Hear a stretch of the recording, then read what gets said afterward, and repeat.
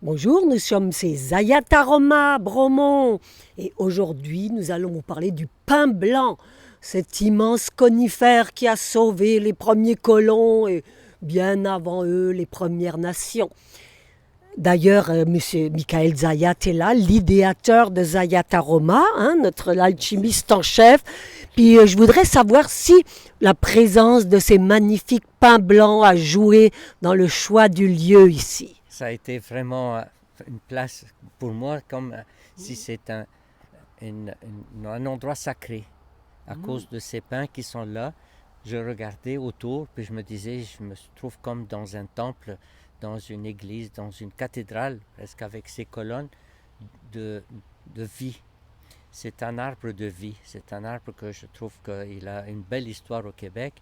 Et puis c'est un lieu qui est incroyable. C'est surtout cet ancêtre qui est là, qui m'a fait penser à nos ancêtres aussi, qui malgré un coup d'éclair qu'il a lacéré, il est vivant, puis c'est vraiment un symbole de vraiment de longévité et puis de la résilience. Oui, de résilience. Oui. Le peuple debout qu'ils les appelaient les autochtones. Mais en fait, les pins, toute la grande famille, il y a 100 sortes de pins au monde, étaient déjà vénérés par les anciens. Oui. Dionysos, c'était un de ses symboles.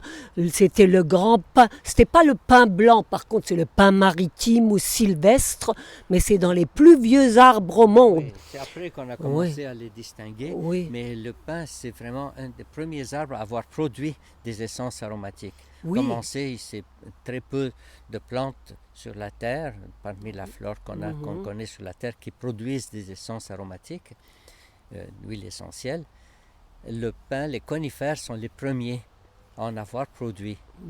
Et ensuite, bon, c'est transmis aux autres plantes aromatiques qu'on connaît aujourd'hui.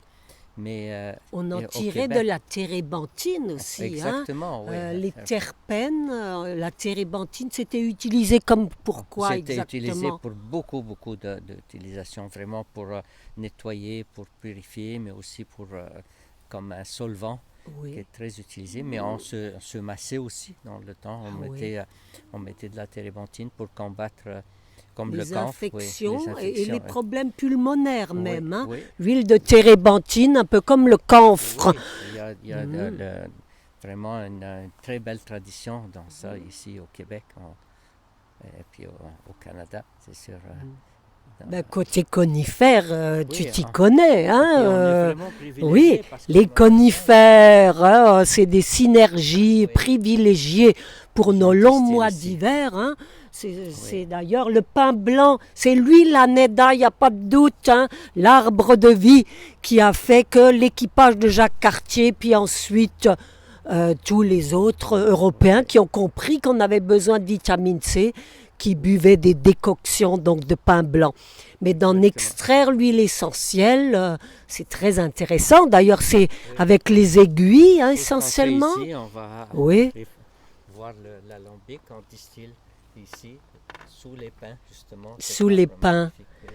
Oui, puis souvent, il donne ses branches, il va les larguer, les grands vents le purifient, en fait, l'émonde tout seul, puis on les garde et pour les distiller, en faire une bonne essence de pain blanc.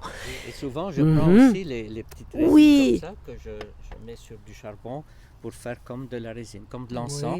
Oui. Ça fait une belle fumée qui est odorante, un petit peu comme l'encens, le Boswellia corteri, qui va nous donner une excellente. Regardez ici, là, tu vois, Oui, oui, oui. ça ressemble vraiment à la Boswellia. C'est l'arbre de la générosité. Oui, l'encens ici. Les propriétés principales qui te viennent à l'esprit? Ben, moi, c'est surtout question de dégager l'air, purifier l'air. Quand on marche dans une forêt où il y a des pins, il y a très peu de bactéries qui sont là.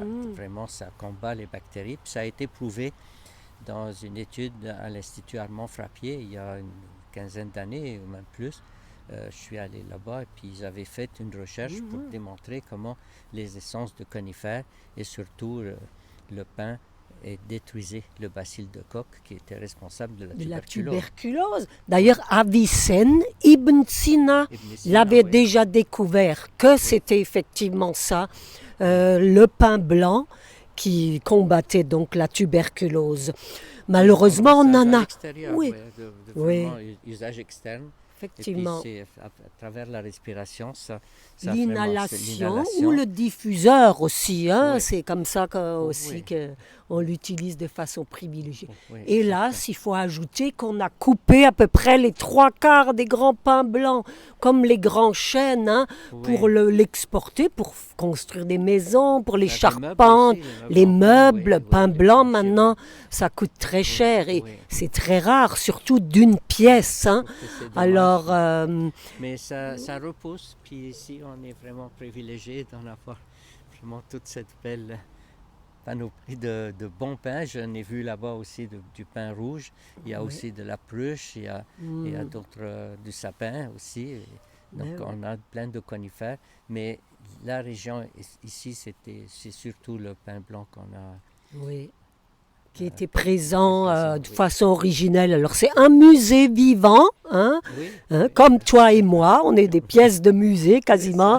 Alors voilà, conifère, anti-inflammatoire, pectoral, calmant et en même temps énergisant.